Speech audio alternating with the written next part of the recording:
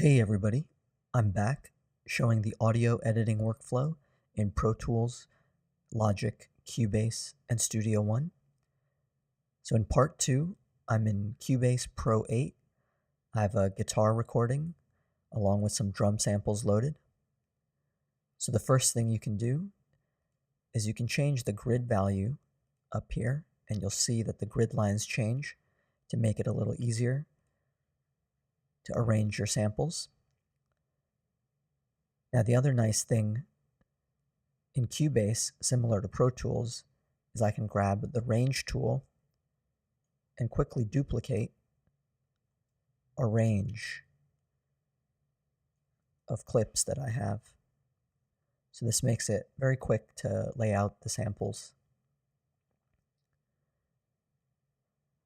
Now with this, obviously, the hi-hat, for example, is going to be straight on the grid. So what I can do to give it a little swing is select it, come up to the quantize panel, add a little bit of swing, and then when I hit quantize, you'll see it shifts the regions.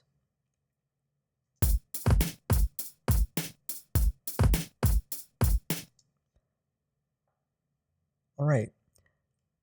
Now, similar to Pro Tools, say I had my beat, but then later on I come back to it and decide I want to change out the kick drum for another sample. In Cubase, you can replace all of the instances of that sample at once. So we'll just open up Media Bay. I'll say I want this sample instead. Go to the clip that I want to replace and hold Shift. And when I drop it in, I'll get a dialog box that asks me if I want to modify all of the events for that sample. If I hit all, it's quickly replaced all of the kick drum samples with the new kick drum sample. Now, once again, similar to Pro Tools, Cubase offers a bunch of clip processing audio functions.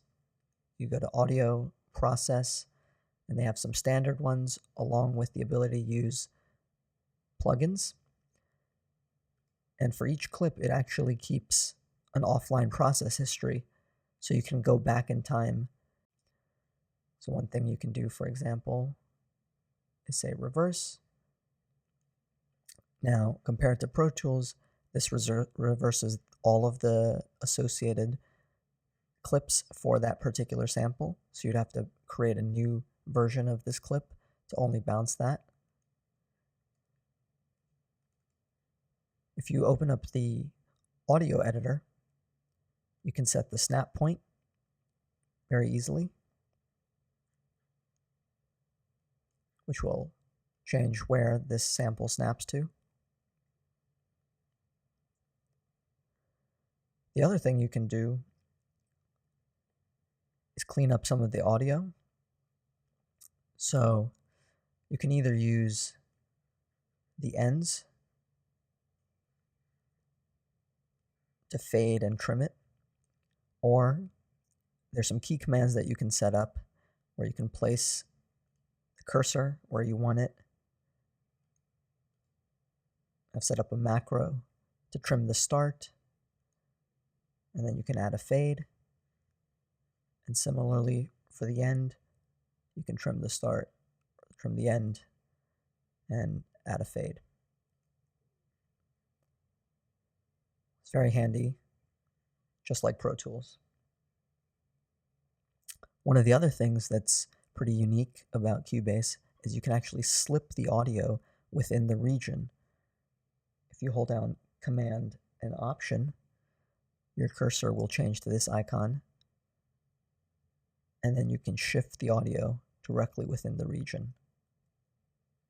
That's very handy when you're trying to line up a particular piece of the audio with the grid or another region. If you place the cursor, you can use Option B and N to move through the transients back and forth. If you want to split the audio at the transients, open up the sample editor, go to hit points, and then you can create slices from the hit points. Now say this guitar part was out of time.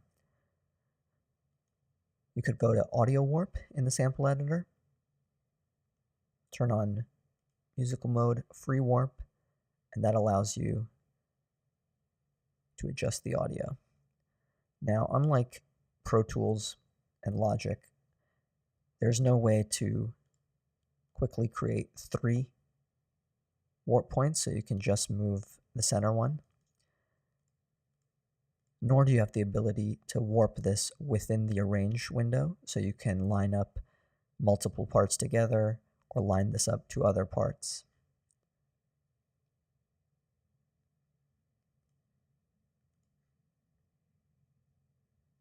You can also change your cursor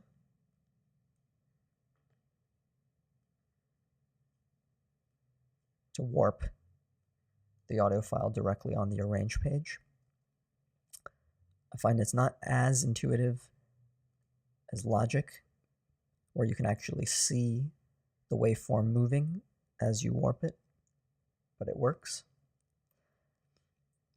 And lastly, Cubase is very easy when it comes to gain.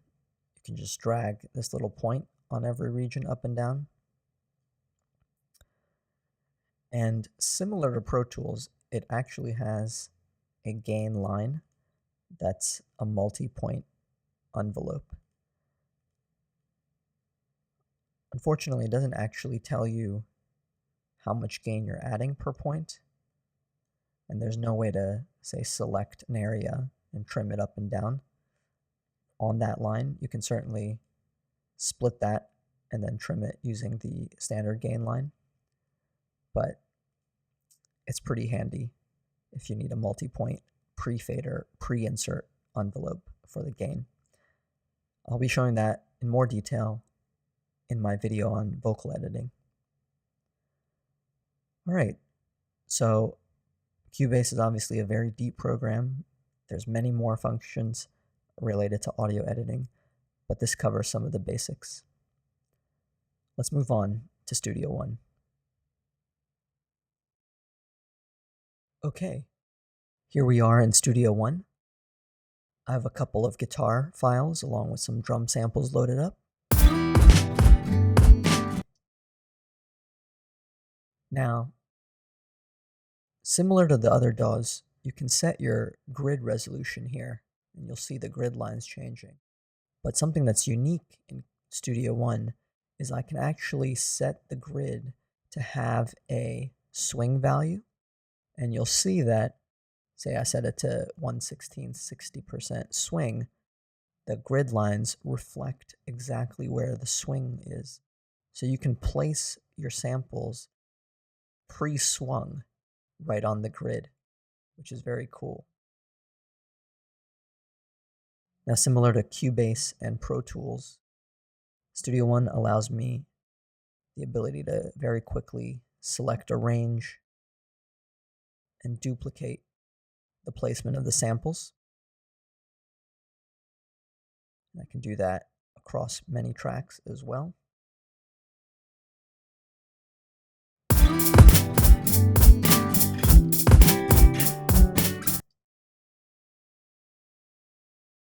And if I want to quantize, for example, the hi-hats so they're not straight on the grid, I can open up my quantize panel, choose a swing amount, and then ensure I have quantize on track selected and start at 100%. And if I do that, you'll see the samples have moved right on the track.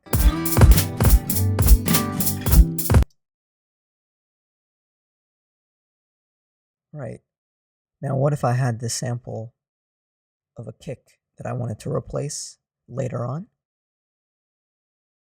Studio One makes it very easy. I just open my sample browser, choose a sample, and then if I hold Option, I get a replace event indication. Let it go, and now I have the new sample that's replaced all of the previous kick samples. Another thing Studio One allows is the ability to change and process individual audio files. So I can go up to audio, and there's a few options like normalize and reverse, along with Melodyne, which I'll cover in a later video. But over here in the inspector, I also have event effects. And if I enable that, I can actually add any plugin directly to this sample and this sample alone. So for example, if I want to have a reverb just on this sample, I can do that. A delay, noise reduction. Makes it very easy to get very creative with your plugin processing for individual samples without affecting everything else or having to bounce that sample down to another track. So if I open up the sample editor and reverse this, you can see I've reversed just the sample. Now, one thing that Studio One doesn't have is the ability to move the snap point. It's always going to be the beginning of the event. The nice thing is at least you can see the sample when you move it.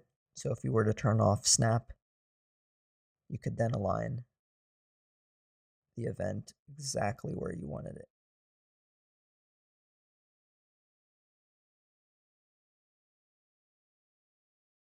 Now, similar to Pro Tools and Cubase, you can set up some macros and key commands to ensure you can trim the start and end of regions and fade them very easily.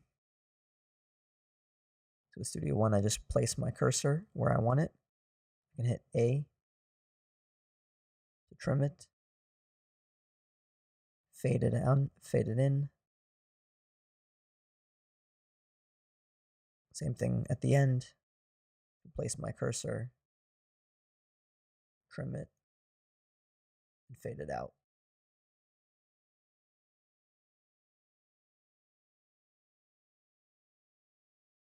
The other thing that Studio One allows is slip mode.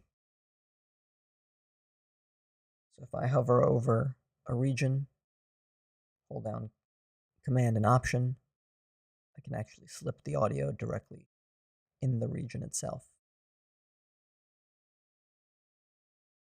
It also has tap to transient.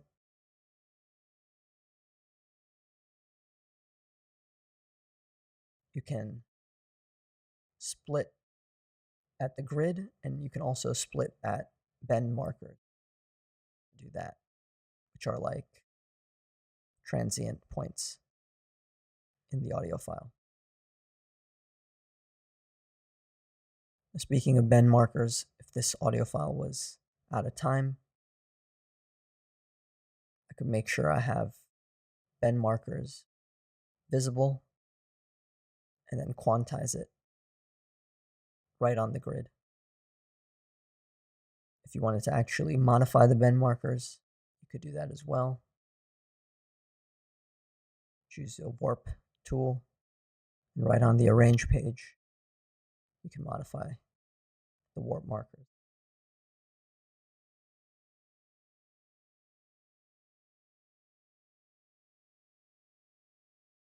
You can also stretch the audio directly on the arrange page as well. If you hold down Option, you can see the waveform stretching right on the arrange page. And then lastly, similar to Cubase, very easy to trim the gain per audio file.